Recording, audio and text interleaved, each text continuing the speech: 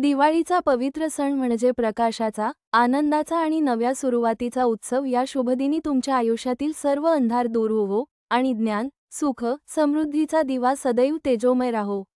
महालक्ष्मीच्या कृपेने तुमच्या घरात धन, धान्य, सौख्य, आरोग्य आणि समाधान यांचे आगमन होवो.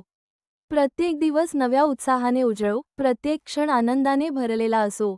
फटाक्यांच्या प्रकाशात तुमच्या चेहऱ्यावर आनंदाची झळाळी असो. नवीन वर्ष उज्ज्वल आणि यशस्वी ठरो आणि तुमचे जीवन दीपासारखे प्रकाशित होवो.